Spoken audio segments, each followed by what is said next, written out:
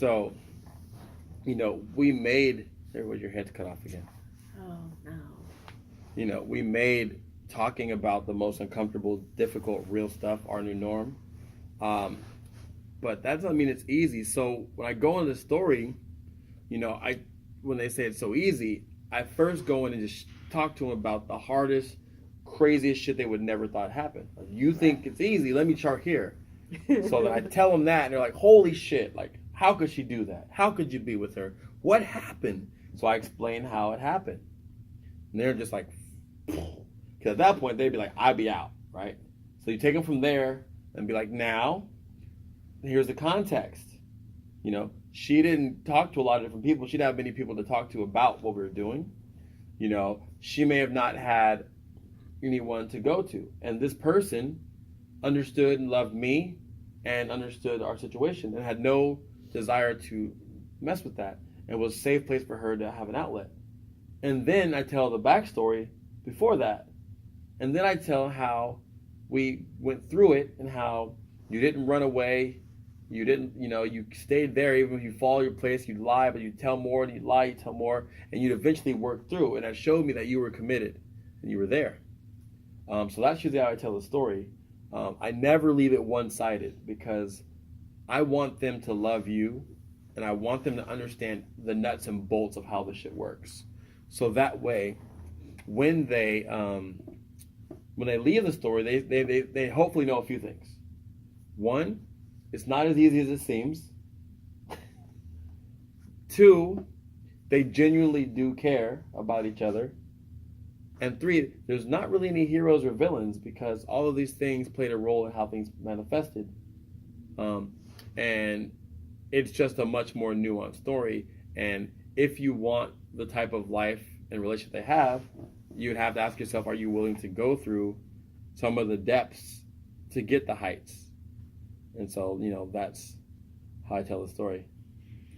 It's actually, when you're breaking it down now, it's a way more engaging and exciting way to tell the story, right? Like, you're a way better storyteller than me. Rapper. Yeah. MC, not just a rapper. Yeah, there you go. Yeah. And that's the way that a story should be told. So, when I took a while to think about it, like, holy wow, I really did only tell one side. So what happened? And the habit happened, the comfort happened.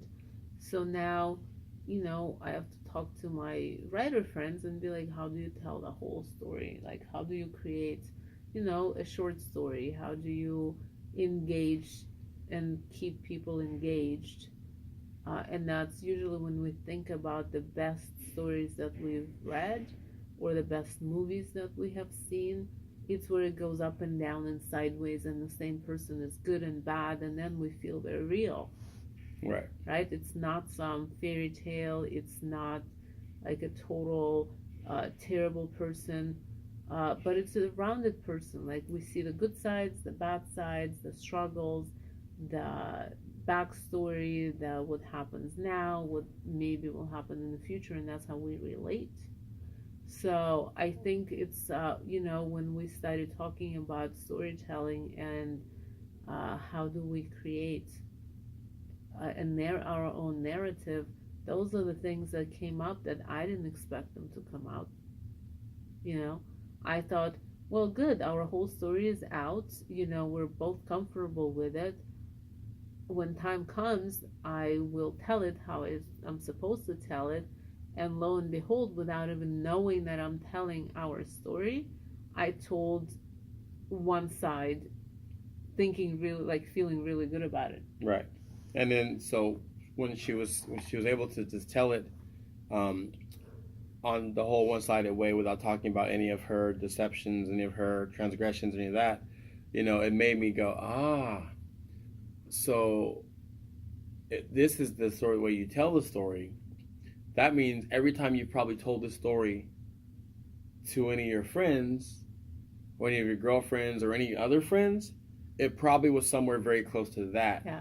So there's a very good chance that the way they see me And even the way you see me is very different, because the way you see me versus the way you talk to them was being portrayed very different.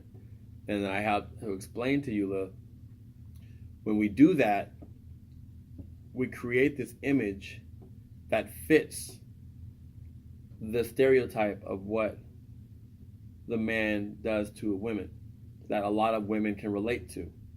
So then, without ever giving me a chance, they already associate me with them. And the emotions they have for those type of men from their experience, they now have a little bit of that for me.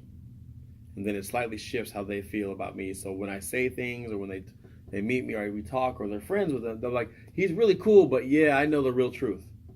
Because Eula gave me the truth, the whole truth. And I know it's different than what Tion's saying. And that's how the campaign votes get shifted.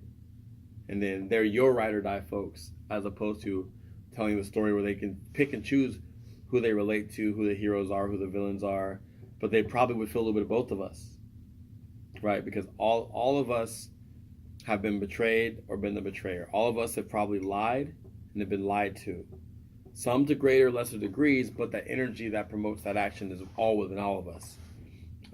And so, that's the danger that we encounter. And so that's why I went from like the hot tub went from like super cool, hella chill, just relaxing, farting in the, she's farting in the hot tub and shit, bubbles everywhere.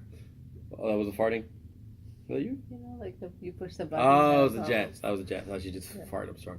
But it was all real cool, relaxed, and chill, to like, whoa, to like, dude, do you understand, like, how you painted me to these people for so long? Do you understand how that ties into the overall narrative as how men and women have this conflict, and they don't ever fully believe each other because the way the stories get painted. So and so we're trying to be more responsible.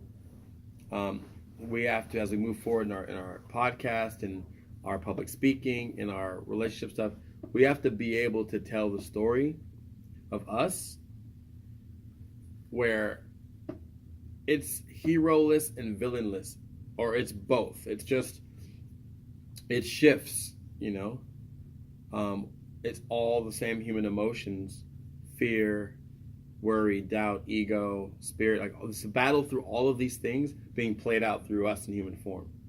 And we want people to take away the story when they listen to us, to feel that we're just sharing the story the best we can, both sides from both perspectives. Goals are very similar, and you can take that as information and process it how you wish. But my goal is to not make me sound better or wiser than her at all. Like, my goal is to say, here's what I do, here's what she does, we're together, this is what we choose, this is how we work, for better or for worse, so we'll just go from there. Yeah, it was a super eye-opening experience because of how unexpected it was, and because how authentic it was. It Right. wasn't like, oh, let me sit down and think about how I'm gonna tell the story. So it was like the best experiment that we could have set up.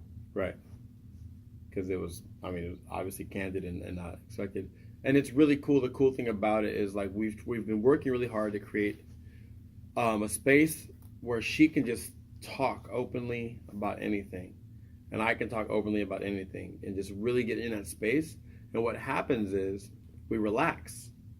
When we relax, we just speak without micromanaging or editing. And what that does is it allows us both to really hear and see how we think and feel about certain things, because it's flowing naturally to us, which helps us, because then we can help adjust that. We can help add to it, or we can learn, like, oh shit, I didn't know that's how you were seeing and thinking about these things. And we can really, I think that, creating that space where we can freely talk is super important. But then what's more important is what we do with that space and the information that comes out. Right. Because just like with us setting out to create a space for our kids to tell us anything, you have to be super careful and not squash that little baby truth, right? Like I started getting comfortable, I start flowing, and I say something, I tell that one-sided story, and you make me feel so bad for not catching myself that next time I'm gonna have a super hard time getting into that same space, because I'm gonna be anticipating and calculating and wondering what is it that I'm gonna say that you're gonna see that I'm not seeing. Right. So I'm So gonna be just to controlling. clarify, what she's saying is we have to be mindful, Yeah. because if we're not, I Right. could make her feel that way. Right. Not that I made her feel that way. No. I Okay. mean, I haven't finished talking about it. That didn't happen because we both stayed super calm. Like you made sure to tell me that it is fine. We have gone through everything. I know your actual full story. What I'm doing is I'm pointing out to you that your habit of how you have been telling that story is so strong that even after we have gone through everything and cleaned everything out between two of us, you still tell the story like this. Right. You haven't amended the story. It's the muscle memory, Right. and like the way that you, I think, consciously told me and helped me understand that, hey, I'm not telling you that you're a bad person, that you're trying to deceive me, or you still have that desire to tell that story in a way that will win votes for you versus creating a full picture. What I'm telling you is your muscle memory is not there. Right. Like your muscle memory is wrong. You have to, or we have to work on changing that. Right. Because when you don't think about what you're speaking, this is what comes out. Right. And this is something that we all do. It's very common where we've told a story so long, for a certain way for so long, but then either we grow and or we receive new information that technically should then be looked back and reapplied, and it would change the story. Yeah. But if we don't, we just take the information in and go, okay, that's cool, good to know, but we're not to change the narrative, and we have to apply that back to the story. And so, but in the space of, we're talking about being able to create a space where you and your partner, me and Eula, can talk openly and honestly, make mistakes, sound arrogant, sound crazy, or whatever, Yeah. And have a space where we can be questioned about it, checked, or questioned, but in a loving way. Right. So, like when she was saying this, it takes work because there's, we have several entities in ourselves, right? So we have, I have the Joe Pesci combined with the, the protective mother, and then I have the inner child, the sensitive dude, and then I have the wisdom guy. So like when she's telling this, my sensitive dude wants to cry and get out of the hot tub and just leave and go get in the car and just, be all pouty. And then the mom and the Joe Pesci just want to splash the shit out of her with water and just splash her like, how could you? And just every time she tries to stalk, you just splash water in her mouth and do that, So you feel all of those feelings, and your wisdom is like, sit still, because it's not her intention. Right. Is not to deceive. So I have to make sure that I can express that I'm a little bit hurt and a little bit angry that it's like that, but in a way where she can hear it and I can explain why, and we can get into an understanding that we're a team still. And as we're moving forward, there's a responsibility for us to be able to lead by example, which is being able to own our stories, own our faults and stories, identify that the way you remember things may not always be 100% accurate.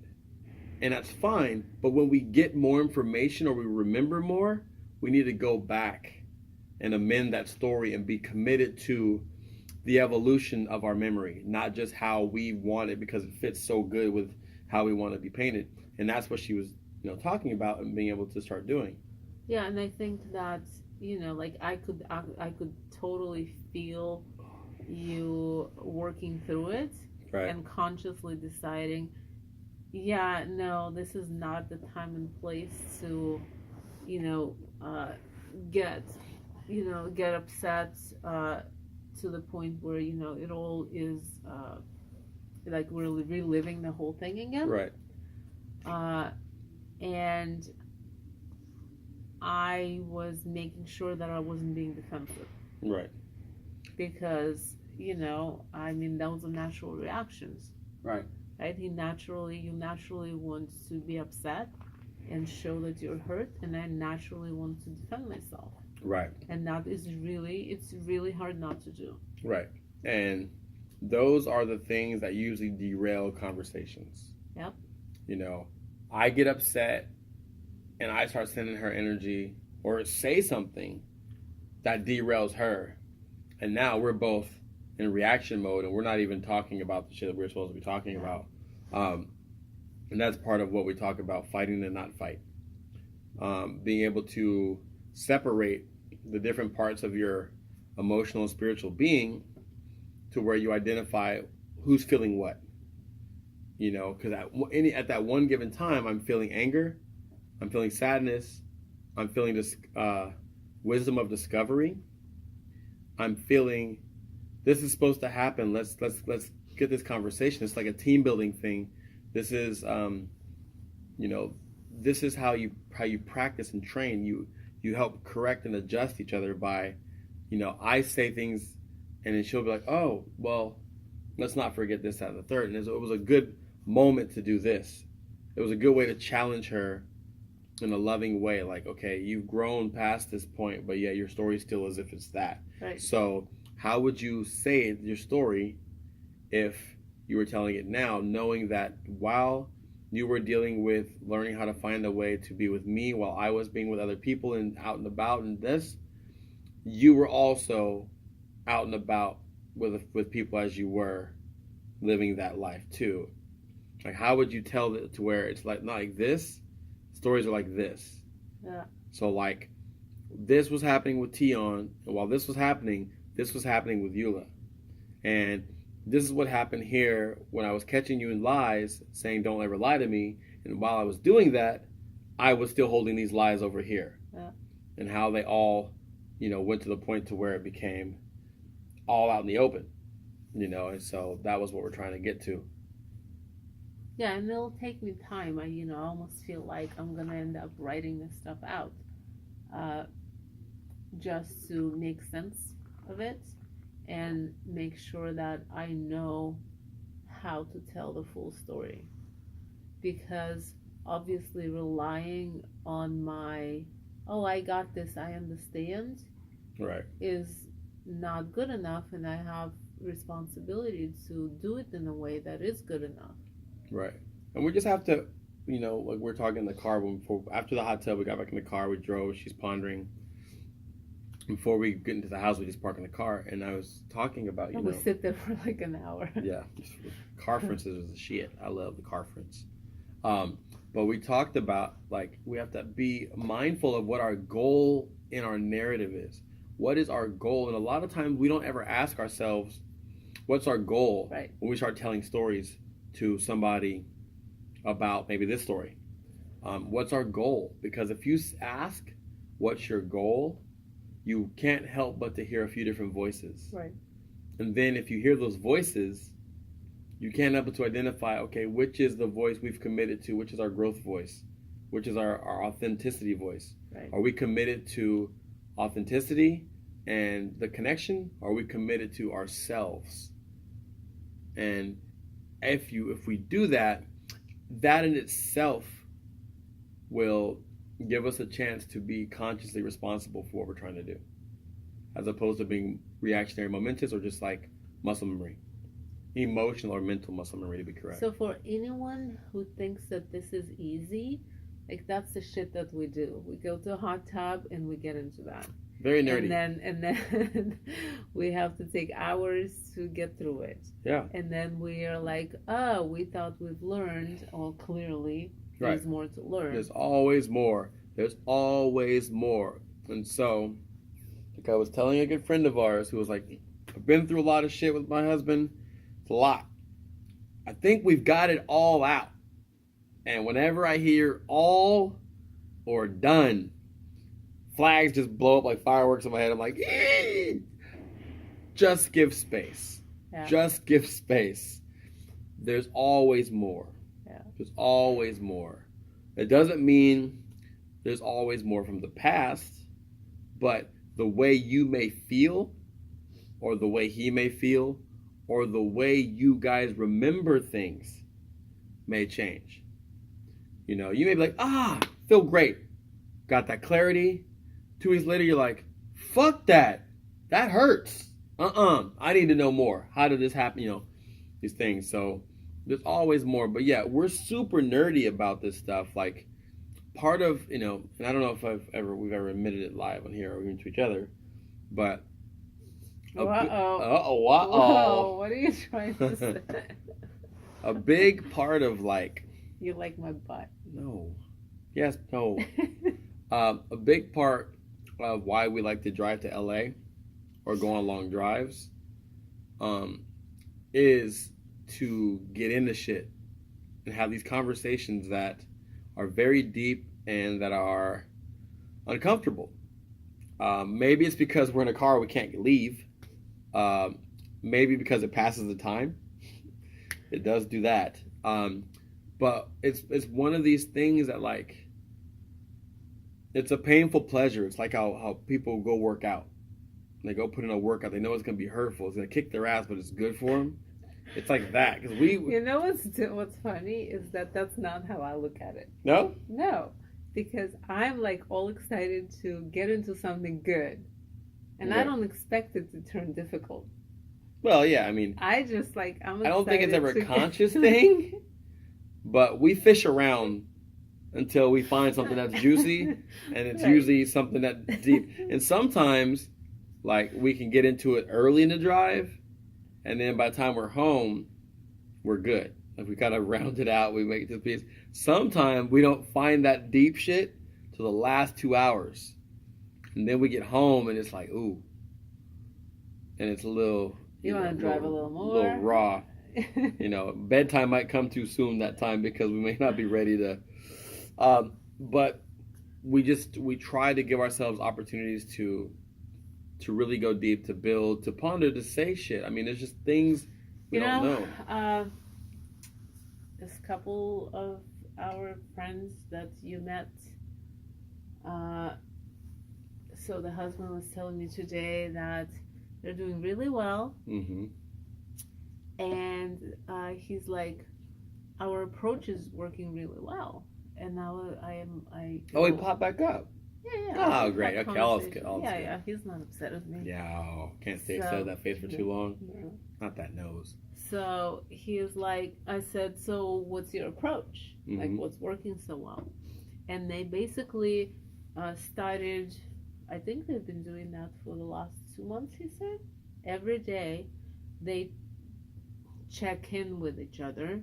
So they have 4 parts of what each one tells the other.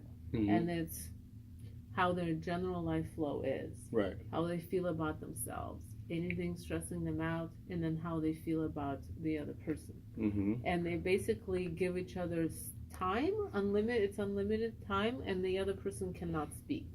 Mm. So they just flush through that every day. And he's like, I have no idea how we did not do that before. Right. I have no clue why we didn't do that before, but because we hadn't done it, they've been together for 30 years. Because we've never done it, there's so much stuff that we're going through now that and they do it every day. Right. And I was thinking, and I was like, well, it's awesome, that's great. And, it seems like it's working for them. They seem, to be able to get through, like, a lot of crazy stuff. And I was thinking, you and I do that every day, naturally, without the format. Right. So I do gratefuls in the morning, and I added a section to Tion's my inner ponderings, and that's usually difficult stuff that I wouldn't otherwise be tempted to tell him. Right. So that gives him a chance to read it, Yeah, digest it, soak it respond if in. it needs to, but hear it without immediate reaction, Like or it's that space is super safe for me. I feel totally like I challenge myself to be like, all right, what do you want to throw in there today? right, Without, and it came gradually. At first, it was out of necessity because I had to force myself to do it. right, Because that was our agreement. That was part of our, last big fallout agreement. Like, all right, well, how are we going to do this? Like, I have to start telling the truth right, about how I actually feel and what I actually want and what the actual, maybe points of pain are. right, So I created that, right? right, That felt like, all right, this is something that I do every day. I can force myself. It's in front of me. It's a portion of my daily gratefuls that I have to do. right, I'm gonna do it. And now it's like it's a cool, exciting challenge. right. Like to dig and find other dig things and and places to go. Yeah. And some days I don't have anything because we have talked Right, it just for doesn't. 5 hours before, Right. the day before, and there's just nothing there. So I just tell him. But other days, like there's still the stuff like that always comes up. So we do that, right? Right. And then we talk every night. Right. Like if we're not together, we talk on the phone if we can. If you're out and about or I'm out and about and we Right. just don't, then we'll do it the next There's day. text, there's Marco Polo. Right. We find ways. There's lots of different tools, so we find the way, but the intention is to stay connected, and the way we stay connected is through communication beyond idle chatter. And so what they're doing is really dope because it's a practice that is bringing them close and closer. And it's a discovery period because imagine if you hadn't done that in 30 years, there's a lot of little things and big things and things like that that will, come out. Like our other friends who had these really good conversations this weekend together. It's like, they hope to never talk about it again. Well, hopefully they don't, but hopefully they do. But it's one of those things where, like, as painful, what she was saying is, as painful as it was the calmest they've ever been and the connected they've been in a long time. Yeah. Because it was so real and so truthful. It wasn't attackerous. Yeah. It wasn't partial truth where another person can feel it and start getting enraged by the deception. And it was so true. And I was saying, it feels like the truth, no matter how painful or how disagreeing it is one of the most connective things a couple can do. Yeah. Because it shows the other person, no matter how painful this is or how hard it's for me to tell you, I'm committing to you my truth. And it's a pretty amazing space. And I trust that, you're going to do with it what you're supposed to do with it. Right. I have no, giving up full control. I'm going to tell you my truth and I have no idea how it's going to affect you or what you choose to do with it. I'm just going to offer it up with no expectations and no restrictions. Yeah. It's amazing. So, pause. So, yesterday my mom told me, and she's been with my dad since she was 18. She's 72 years old. That makes it for 50 something years. Right. She basically said, I don't think I know much about your father. Right. Wait. Why don't you talk more about that? Well, we're going to go into a song break. This is Halftime. It's the Black Russian Podcast, episode 35. Tian Bukawan and Yula. We'll be right back.